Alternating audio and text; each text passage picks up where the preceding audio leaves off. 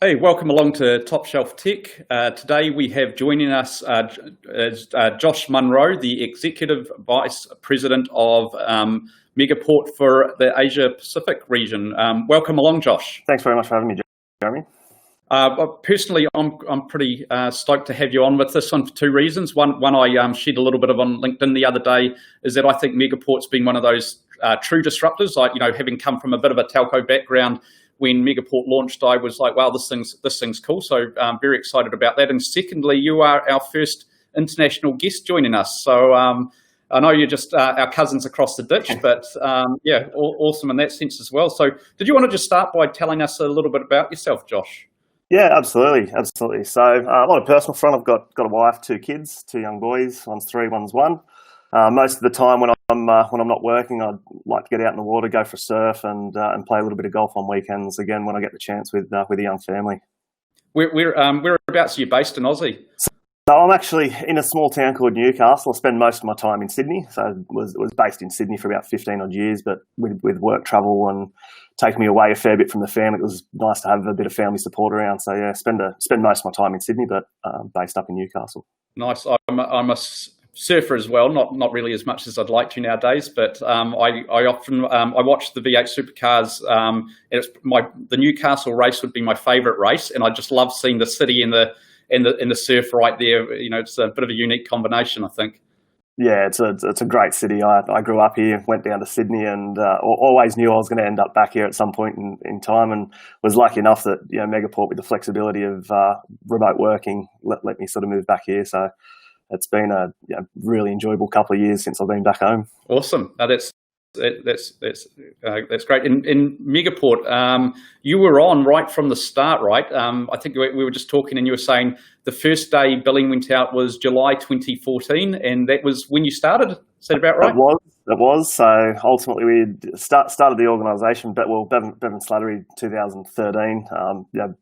Well known in the tech industry, mainly in Australia, but on a global scale at the moment, with pipe networks in the early days, and then started NextDC data centers, as well as Superloop and Megaport. So he's had 4 or 5 listings on the ASX, and all have tended to do quite well. So yeah, it's a pretty amazing track record, isn't it?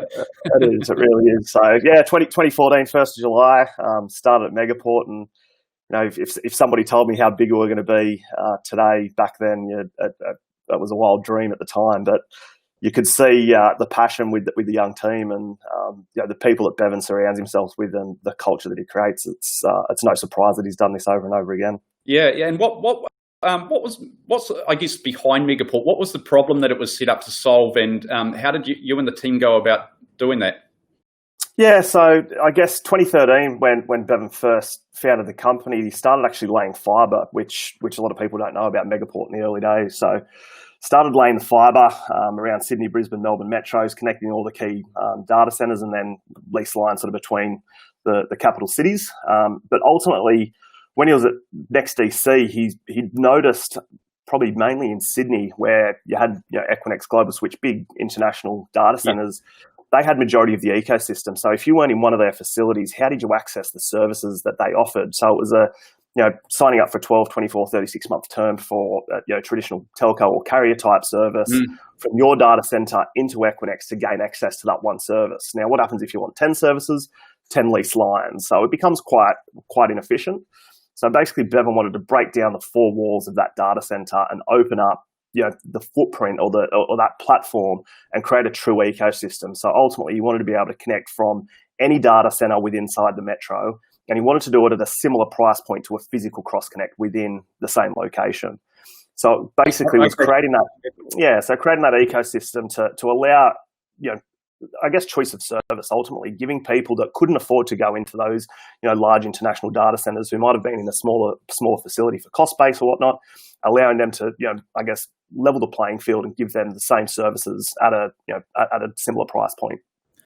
Yeah, and I guess some of those data centers you mentioned, you would be paying, if you had to put equipment in there and a rack in there, it'd be thousands and thousands a month before you even got started with telco services. And I guess part of that's the proliferation of services. In the past, you probably had a head office, and you probably had a co-location data center, and you probably, didn't need to connect to too many things, but cloud happened, right? And how much did responding to the cloud tie into the whole Megaport story? Yeah, it was a big piece of, I guess the vision that Bevan had. So back in 2014, when I started, we're only interconnected API integration with AWS, so we had that level of automation. We're only connected to probably somewhere around 18, maybe 20 data centers back in 2014. And to put that in perspective, we're over 340, 350 today, and we're exiting this year hopefully about 380 by June 30. So we've got a whole bunch in the pipeline that are going live over the next couple of days. Awesome. But yeah, the cloud platform and the hyperscalers for us has been a key reason we move into new regions. And also they love the fact that Megaport enables so many data centers around each metro. So if you're familiar with those hyperscalers, they connect to probably maybe one or two cloud on-ramps, as they say, within each metro, and then Megaport connects the rest of that metro and those data centers around and allows those customers to connect in. So Azure quickly came 2014, Google Cloud Platform, Alibaba, Oracle, SAP, IBM, they all came obviously over the next few years.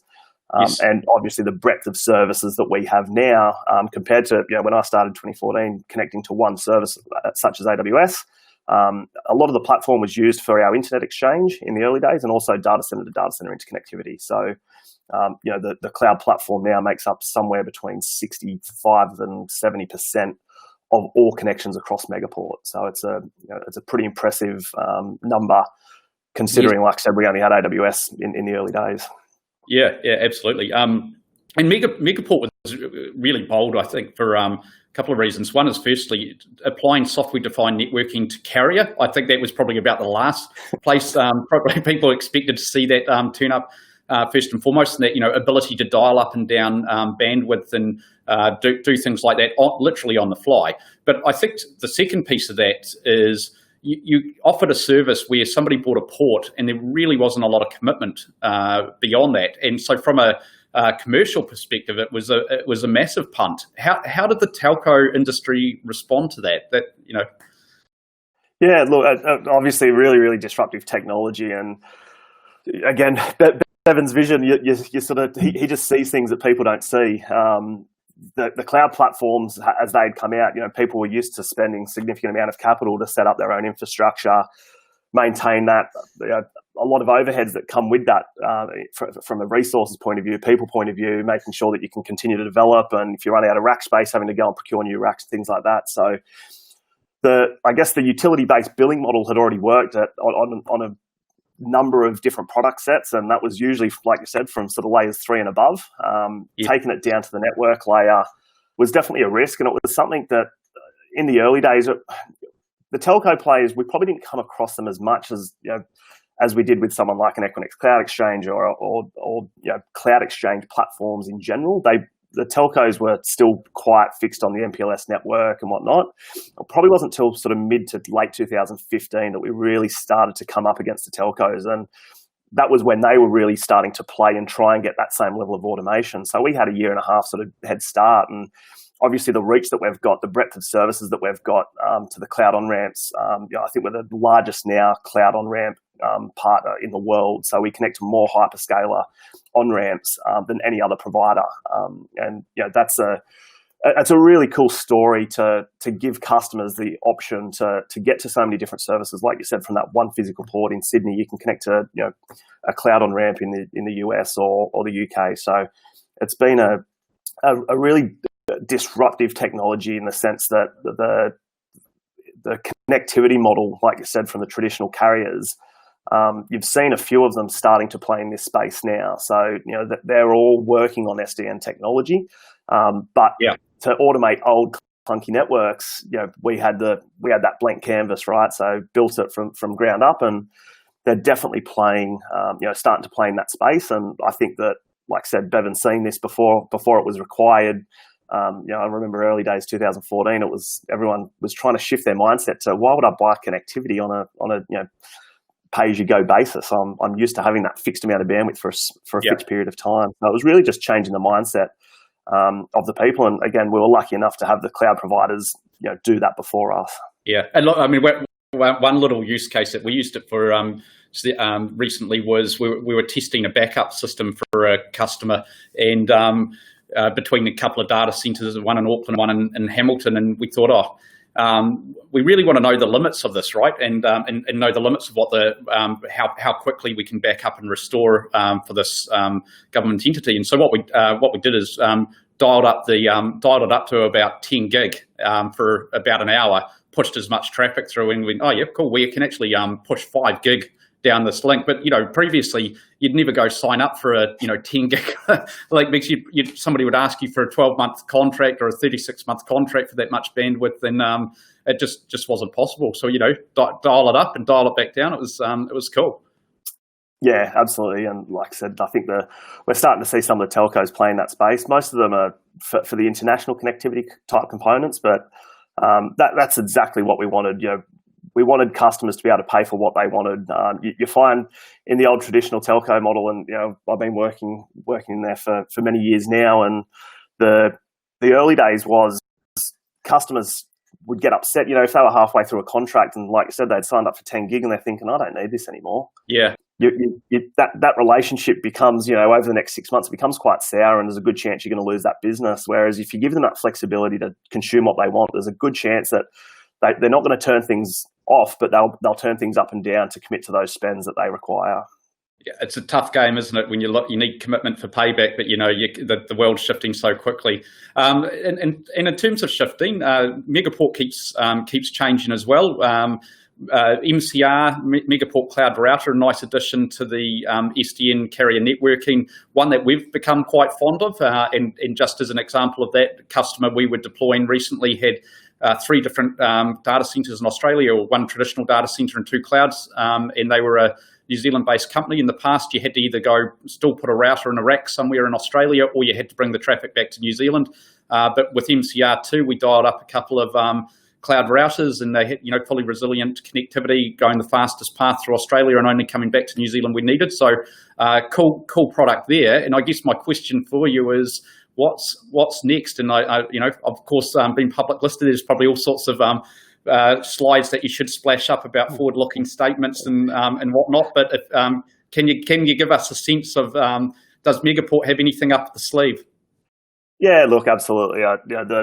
The key to innovation is to keep doing it right. So we had a similar product set with the Megaport and the VXC platform, as well as our internet exchange, for many years, but there was additional features being added to that product set, and we'll continue to do that. We'll continue to make sure that our that flagship product that was our sort of baby and where it all got started, that will continue to be a big part of the network. But we'll definitely be innovating around that Megaport Cloud Router too. So we've released basically a looking glass, so you can do some route diagnostics and things like that today. So that was released, I believe, at the end of last week. And then we've got some additional route filtering type tools that will be coming available at some point over the next probably 3 or 4 months. And then from there, there's a whole bunch that you can do once you've got servers in the network. So the Megaport Cloud Router, there'll definitely be plugins and new products developed around that, as well as obviously additional feature sets being added to the existing platform. So the fundamentals of Megaport and how many data centers we reach means that this overlay of Megaport Cloud Router ultimately gives you the same level of flexibility. It gives you the same access to all of the different services that are on Megaport or Megaport's platform. But yes, ultimately now you don't have to have that physical infrastructure. So when we were operating the ports and the VXCs, you were still limited basically to, are you in one of our data centers? And that was our total addressable market. Now it's, are you in the cloud or are you in multiple clouds? And again, that cloud router opens up a lot of opportunity for customers that don't want to have their own physical infrastructure, that don't want to own their own IP space, that don't want to go and get their ASN. It just gives them that level of flexibility to consume services at a layer 2. And there's certain products that are only available via Direct Connect or Express Route, Google's GCP platform, that you can't get over public internet. And this is where that cloud router will certainly become an innovation hub, I guess, for Megaport, and we'll start plugging services into that. The other thing that you'll see, I guess, from Megaport, asking what's next, definitely will be looking at new markets. France just came on last month. There's probably a few new regions that we'll be looking at for the Asia Pac region as well. So over the next 12, 18 months, we'll be hitting new markets, new countries. There'll be, like I said, further product development and enhancements to our existing product set. And then, like I said, I think a lot of that innovation you'll start to see will be around that cloud router product.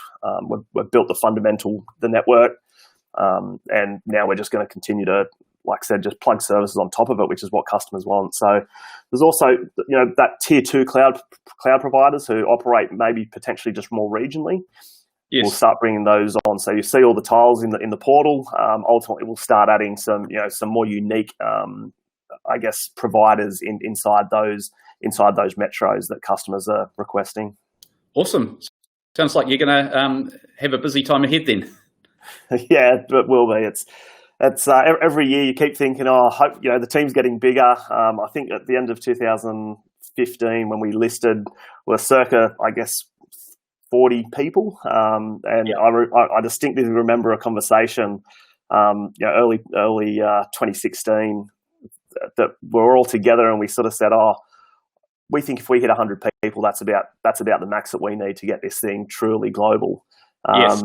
And we're over 200 staff this financial year. We've gone over, and it doesn't look like it's slowing down anytime soon. So it's been an amazing journey, and the passion's still there. It still operates like it's a startup because we are doing new, cool, innovative things. We're getting into new markets and new regions, and so the excitement levels are certainly still there. And we've just got a phenomenal team of people that are really pushing to get this thing into as many hands as possible.